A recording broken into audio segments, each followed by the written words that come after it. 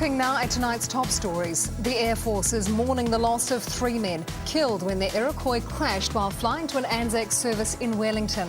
A 4th man is in hospital. It's another blow for the Air Force, which has suffered 5 deaths in 6 months.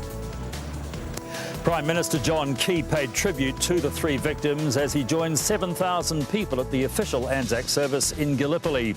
And there were record crowds at services here, thousands turning out across the country. A service has been held for the first time in half a century at a tiny community on the Otago Peninsula. 200 people were there as a new memorial was also unveiled in Portobello for the 8 men who died in World War II.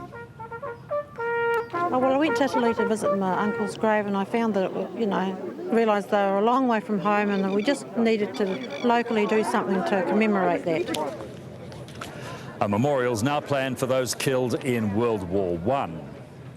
The fight's going on in another South Island community for a postal worker's sacrifice to be recognised. Arthur McKenna was one of 22 killed in 1942 in a massacre by the Japanese in the Pacific. Joy Reid went to the town of Reefton on the west coast to hear more on his story. A gesture for a young man who, nearly 60 years on, is far from forgotten. Corporal Arthur McKenna. 86-year-old Edward Hart travelled to Reefton to watch his old community pay tribute to the fallen, including his foster brother Arthur McKenna. McKenna was an unarmed postal worker stationed in the Pacific's Gilbert Islands. His job was to report just how close the Japanese were getting. Instead, he fell victim to them, brutally beheaded along with 21 others. All of the Coast Watchers were the most bravest people that ever went to war. And each and every one of them should have got a VC because they saved tens of thousands of lives. Edward Hart says the New Zealand government never warned them of the risks and failed to evacuate them to safety. The government owes us all an apology. They should never, ever have sent those boys to face the whole of the Japanese army on their own. Never, ever. They can't be forgiven for that. Reefton locals who served in the wars are remembered on this wall here. But for Arthur McKenna, he's been given hero status and has his own special spot.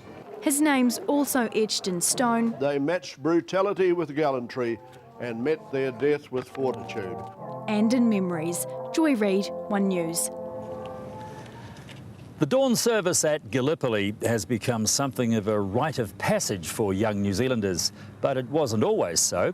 Heather du Plessis-Allen met 2 men who remember what was almost the last Anzac Day commemoration there. It's a trip to remember fellow countrymen who fought in a foreign land, men not much older than the backpackers here, 95 years on. But the crowds weren't always at Gallipoli. Back in 1975, Kerry Lee was one of only 4 Kiwis, all soldiers, who turned up for Anzac Day. We were Kiwis, we were close, we were in Palestine at the time. In fact, there were 6 of us, but the other 2 couldn't get off work. At the time, our Defence Force had decided that year's commemorations, the 60th, would be the last in Turkey. So the 4 peacekeepers and a busload of Aussies joined a crowd of no more than 200 Turks to remember over 131,000 dead. That was a bigger crowd than we were getting at home at Anzac ceremonies. Now, of course, with an increased crowd size, logistical requirements change. Volunteers have packed 12,000 of these care packs to get the crowd through the night. There's 6 kilometres of temporary fencing and, of course, plenty of security. There's plenty of fanfare and dignitaries. But 35 years ago, those 4 Kiwis paid for New Zealand's wreaths with their own money. Eddie Ma also remembers the trip. He gets emotional talking about the crowds. The number of people show that the significance of those sacrifices is being appreciated. Great for the Turks, great for us, great for anybody who can get anywhere near being here. Many in this crowd aren't from near here. They travel from the uttermost ends of the earth to remember fallen Anzacs in the most appropriate place, where they fell. Heather du Plessis-Allen, One News, Gallipoli. Well, New Zealand's handball team has finally made it to Gallipoli after being delayed for days by Iceland's volcanic ash cloud. It was too late to compete, so instead they had to watch a boisterous Turkish crowd cheer on its team against Australia. Yeah, we've come to experience this, and and just to show our face that we've actually made it now, and we can at least participate in some of the after tournament celebrations. Handball's first, but it's hoped the three countries will contest a number of sports at the Gallipoli Centennial commemorations in 5 years' time. Well, now it's time for today's sports. Back to Bernie and Andrew.